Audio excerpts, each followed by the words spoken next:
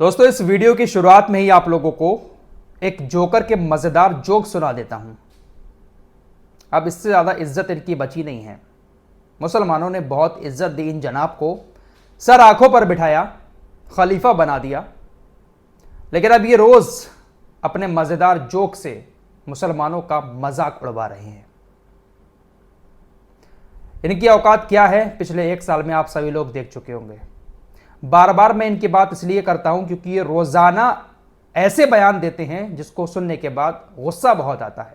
दुनिया भर में जहां जहां पर मुसलमान परेशान हैं, उनके जख्मों पर नमक छिड़कने का काम इनके बयान करते हैं। जोक नंबर 1 ये है, इन्होंने कहा कि मिडिल ईस्ट में इस वक्त युद्ध छिड़ा हुआ है, पूरा मिडिल ईस्ट युद्ध की चपेट में है। इजराइल ने सीरिया पर बमबारी कर दी है, इजराइल ने लेबनान पर बमबारी कर दी है। अगर जरूरत पड़ी तो हम अपने मुस्लिम भाइयों के लिए युद्ध लड़ेंगे। अगर जरूरत पड़ी तो हम अपने मुस्लिम भाइयों की रक्षा करने के लिए तैयार हैं। इससे बड़ा मजाक और क्या हो सकता है? क्या इसको जख्मों पर नमक छिड़कना नहीं कहेंगे? अरे जरूरत पड़ेगी कब भाई? जरूरत अभी है। पिछले एक साल के अंदर लाखों लोगों की लाशें बिछ गई हैं, लेकिन अभी भी इनको समझ नहीं आ रहा है कि मुसलमानों को इनकी जरूरत है। इन्होंने कहा कि अगर इजराइल के पास आयरन डोम है तो हमारे पास स्टील डोम है। बातें बहुत बड़ी बड़ी करते हैं। दोस्तों, ये कोई मेरे अपनी पर्सनल बातें नहीं है। आप में से हो सकता है कुछ लोगों को ऐसा महसूस होता हो कि फराज भाई ये बयान कहां देते हैं बैठकर। देखिए, ये राष्ट्रपति हैं एक देश के और रोजाना इनके कहीं ना कहीं बयान होते रहते हैं, किसी ना किसी प्रोग्राम में ये जाते ही रहते हैं और हर जगह पर इनसे फिलिस्तीन और गाजा के बारे में सवाल किया जाता है। तो इसी तरीके से अपने बचाव में ये बड़ी बड़ी बातें बोलते रहते हैं। फिलहाल इनके बारे में एक और खबर आप लोगों को बताऊं, उसको सुनने के बाद आप लोग हैरान रह जाएंगे। तुर्की और इसराइल के रिश्ते बहुत गहरे हैं, बहुत पहले से दुनिया जानती है, और गहरे रिश्ते आज भी कायम हैं। कारोबार लगातार चल रहा है। ये चाहे कितना भी कहते रहें कि हम कारोबार नहीं कर रहे हैं, लेकिन कारोबार चल रहा है। खबरें आती रहती हैं। इंटरनेट का ज़माना है, कुछ छुपता नहीं है यहाँ पर। इजराइल के अंदर तुर्की के बहुत सारे नागरिक नागरिकता लेकर रहते हैं। आपको मालूम ही है कि इजराइल किसी भी देश के नागरिक को अपने देश के अंदर बसा लेता है, उसको नागरिकता दे देता है, ताकि इजराइल की जो आबादी है वो बढ़ जाए। इजराइल के अंदर दुनिया के हर देश के तकरीबन लोग नागरिकता पाकर रह रहे हैं, और जो लोग इजराइल के नागरिक बन जाते हैं फिर उनको इजराइल के नियम के मुताबिक इजराइल की सेना में भी काम करना पड़ता है।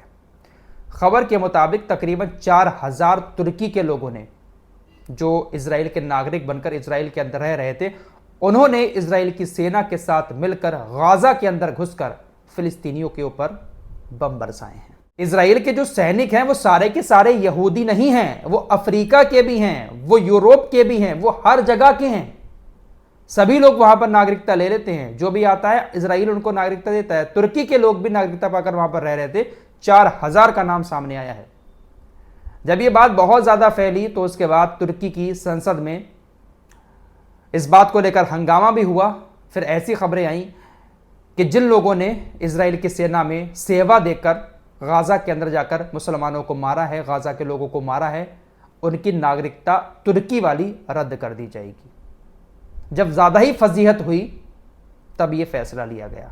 क्या तुर्की को यह बात मालूम नहीं होगी? क्या तुर्की के प्रशासन को यह बात पहले से मालूम नहीं होगी कि उसके लोग इजराइल की सेना में भर्ती हैं? वहां पर सब कुछ मालूम होगा। लेकिन जब रिपोर्ट सामने आई, देखिए रिपोर्ट आपकी स्क्रीन पर लगा रहा हूं, मिडिल ईस्ट मॉनिटर की रिपोर्ट सामने आई, उसके बाद हंगामा हुआ।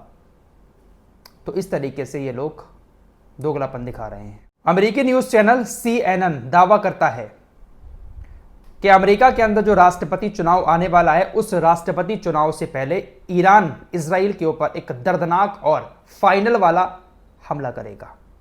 CNN कोई छोटा मोटा नेटवर्क नहीं है। अगर इस तरह का कोई दावा कर रहा है तो हो सकता है कि इसके पीछे कहीं ना कहीं उसको कुछ सिक्योरिटी इनपुट मिले हों। हो सकता है कि आने वाले दिनों में कुछ बड़ा हो। ईरान भी अब लगातार मोसाद के नक्शे कदम पर आगे बढ़ना शुरू कर चुका है। लगातार ईरान इजराइल के लोगों को ही जासूस बनाकर उनके लोगों की रेकी करवा रहा है।